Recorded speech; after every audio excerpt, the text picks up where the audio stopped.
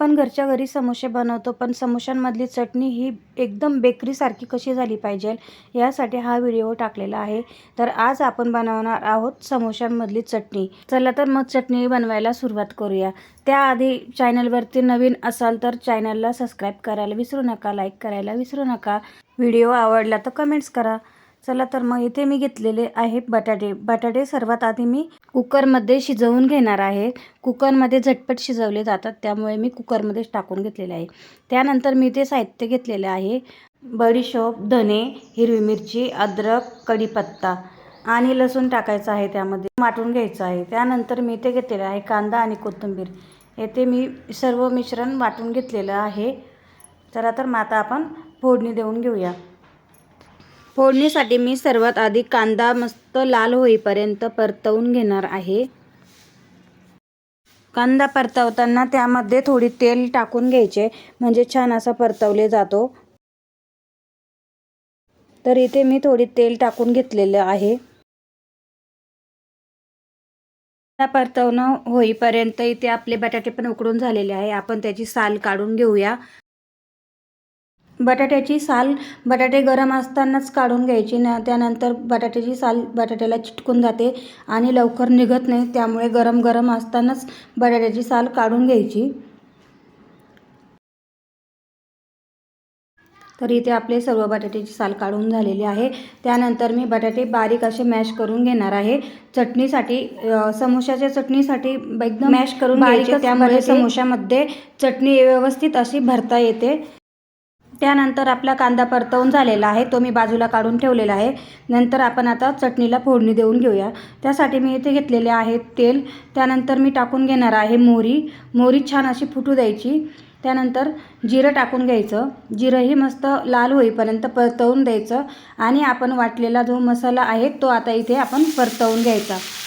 मसाला मस्त लाल होईपर्यंत परतवून घ्यायचा।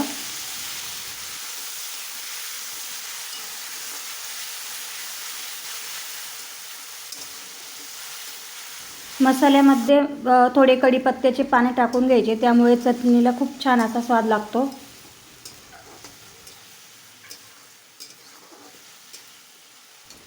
तर इथे बघा आपला मस्तच मसाला परतवून झालेला आहे। त्यानंतर मी याच्यामध्ये टाकणार आहे कोथिंबीर आणि कांदा, तोही मसाल्यामध्ये मस्त परतवून घ्यायचा।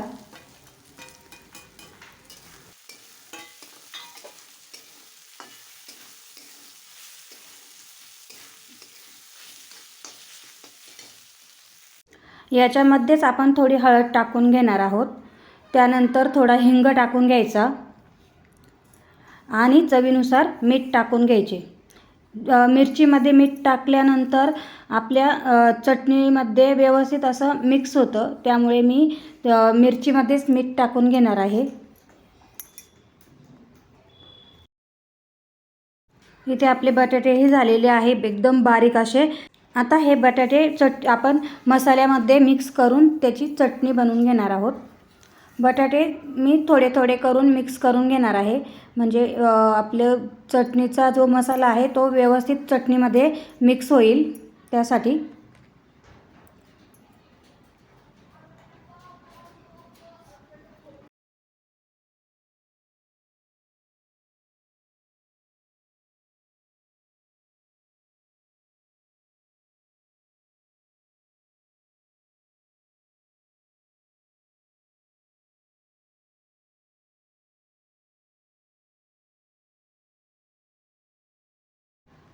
हे बघा इथे आपले सर्व बटाटे टाकून झालेले आहेत। थोडा वेळ मस्त बटाट्याची चटणी शिजू द्यायची, थोडी वाफ दाबून ठेवायची त्याच्यावाली। तर मस्त आता इथे आपली चटणी तयार झालेली आहे।